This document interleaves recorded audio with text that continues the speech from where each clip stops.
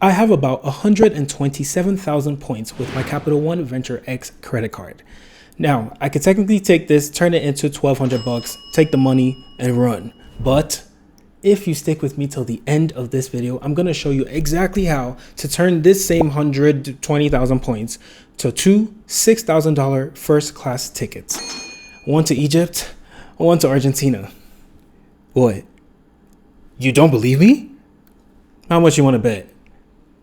100 bucks? Let's go, deal right now. Let's do it, let's do it.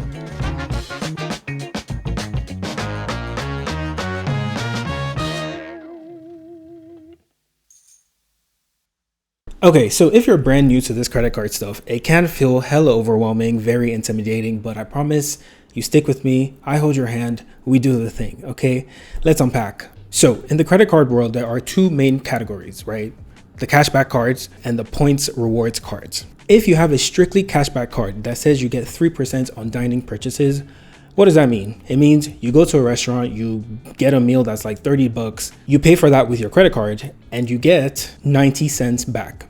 Easy peasy, you don't have to do anything special, no signups anywhere, fine and simple. 90 bucks is not life changing, but you keep using that card every time you go out to eat, the thing stacks up, eventually you can maybe get another meal. Some popular examples of those cards are the Discover cards, the Chase cards like the Freedom Flex, Freedom Unlimited, cards like that. But when we get over to the points rewards cards, things start to get a little spicier. Say you have a points card that has a similar rule where you go out for dining, you get 3x rewards. You buy that same $30 meal, however this time you would get 90 points or 90 miles. Points, miles, it's the same shit, it just depends on the lingo being used, right? Now in this world, what do these 90 points mean? Well, they can mean so many different things depending on how you redeem them. So how you get it back or what you use it to pay for. That could be gift cards, merch, or travel. Travel is where it gets really exciting. And remember how we're trying to fly to Egypt for free? Well, you can only buy these tickets ultimately with one of these points cards, right? You can't do it with the strictly cashback card. However, if you only have a cashback card right now, stick with me till the end and I'm gonna show you how you can turn your cashback rewards to points that you can eventually use to travel. So I got you. So in the beginning, when I said I could turn my 127,000 points to 1,200 bucks, that would be at a 1 cent per point base value, right? And the simple math I like to use for that is, imagine there's a decimal point at the end, just bring it forward, 1, 2, boom. That's how you get your dollar value, but that is at a 1 cent per point value. There's so many different ones. There's 0.5, there's 2, there's 3. We're gonna explain all that. So I go into my Capital One accounts and let's say I want cash right now, like I want money in my pockets in this very moment, right? How much can 10,000 points get me? If we do the math we just talked about, we take the decimal point 1 to 2, we should get like 100 bucks, right? Okay, so let me go into my app and see, oh, they're telling me I can only get 50 bucks. Why? Well, because Capital One's rule for getting cash back in your pocket right now is only valued at 0.5 cents per point. Trash, I know, but it is what it is. But I also have Chase credit cards and I have points there. So let me see how much 10,000 points can get me in my Chase app. We go and look, I get the 100 bucks with my 10,000 points. Why? Because Chase's rule for cash back is valued at 1 cent per point. So now we're starting to see how these things play out in real life, right? Different cards have their different rules. And like understanding the nuance with this stuff is what's really going to help you decide like what card to get when you're trying to, figure it out. Okay, so that was cashback. Let's try to get a gift card because that's something we could do with our points. I want to get an Amazon gift card. Maybe my friend's birthday is coming up or something. So let's just give them a gift card. So I'm in my Capital One app now and they're telling me I need to give them 3,125 points to get a $25 gift card. Interesting.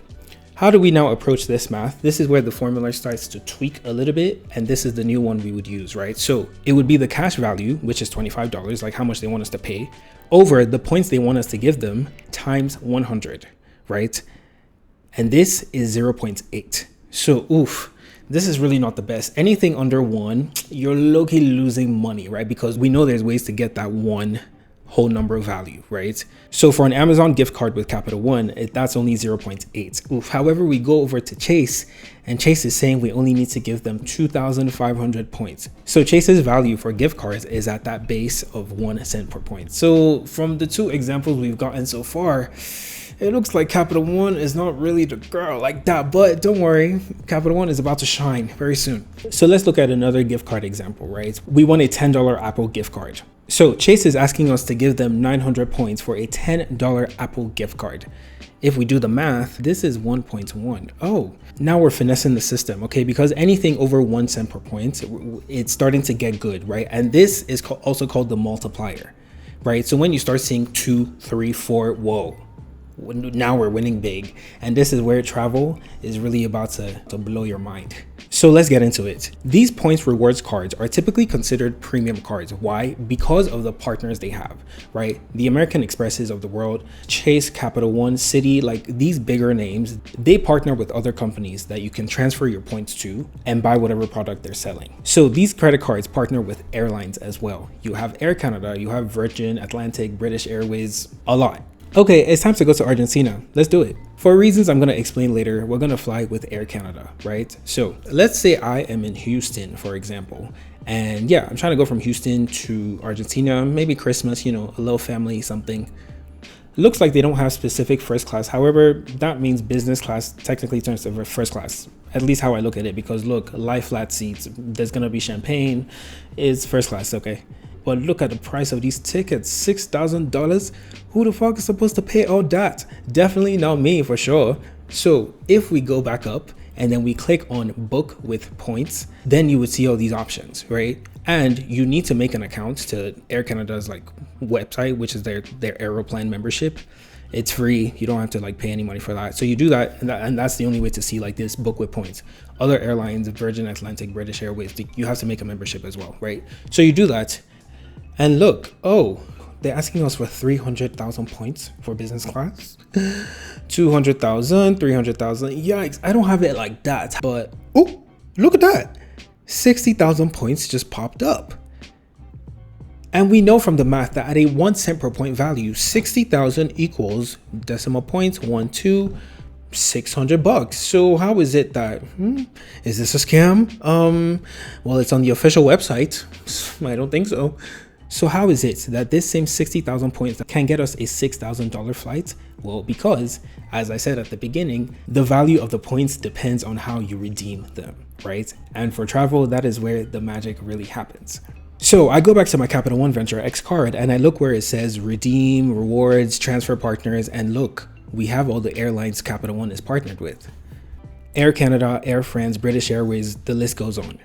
So now all I have to do is transfer 60,000 points from Capital One to Air Canada, enter all my details, and just like that, we are on our way to Argentina sipping champagne. You owe me $100. I take Cash App, Venmo, Zelle, EBT. Run me my money, thank you very much. I'll be waiting, yes. No, but this stuff is so exciting to me. Like, it really does feel like gambling, which, I mean, I don't gamble, but I like the thrill of gambling. That's therapy is in 2 hours. Okay, thank you. No, but for real, there's still a lot like we need to talk about. We were talking about multipliers, right? And I said when we start seeing whole numbers, that is when we're winning big. So how do you calculate that for trips? So a similar flight in cash that we were looking at was $6,956, right? So we do, that's the cash over this 60,000 points we just gave them. And you see this extra $83 fee? That's like fuel sort of surcharge. Sorry, I'm Nigerian, we say fuel.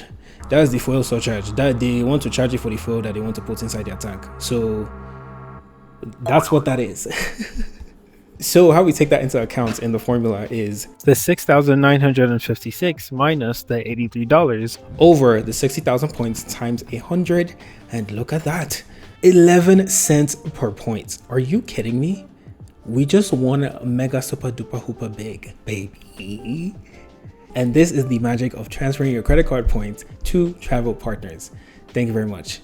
That was my Capital One Venture X card, but Chase is also partnered with airlines like Air Canada. So I have a Chase Sapphire Preferred, and I could have transferred points from there as well to Air Canada, right? So depending on what airlines you like to fly, and if you plan to do these like first class redemptions, that will determine what premium credit card you decide to open, for example. So I was trying to tell one of my friends about this, but she only has a Bank of America credit card, and I was like, girl, what are you doing with that? Bank of America is like dog shite, okay? You don't want to be getting that card if you're trying to do this, you know? Now, if you only have a cashback card, but you're still watching this because you're hot and sexy and smart and funny and all the things, let me tell you how to do the thing. The amazing part of being in an ecosystem like the Chase one or Capital One or American Express is that if you have one of these beginner cashback cards, so like the Freedom Flex, the Freedom Unlimited, you can transfer the cashback points you get on there to a premium card. So if you eventually open the Sapphire Preferred or the Sapphire Reserved, for example, you can transfer your points from there to that. Like I wanted to book a flight with points and I was running low on my Sapphire Preferred. So I just went and combined my points from my Freedom Unlimited to the Sapphire Preferred, right? The same thing with the Capital One ecosystem. I have a Saver card and the Venture X, and I'm stacking up my points on the Saver eventually to transfer to the Venture X, right? So if you only have a cashback card right now, don't use your points, just keep like stacking them up. And eventually when you're ready to do the big boy jump, you go get the premium travel credit cards and then you transfer your points, baby. And then you do your big one. All right, I'll be cheering you on from here. And oh my God, I have affiliate links in my descriptions for the cards I use. So if you want to open one, please use one of my links, okay? Rent is due very soon. Oh my God, they're about to come and ask me to pay them money. So please, so that I don't end up on the streets, please use my affiliate links. Thank you very much. Yes, that would help. So we skipped a couple steps to find this like sexy redemption, right? That's because it's a whole different conversation on its own. So in this video, I'm going to break down exactly how to find these flights, right? Because they're not readily available like that. You know, you're kind of finessing the system. So make sure to check it out and then you find out how to win big, baby. See ya.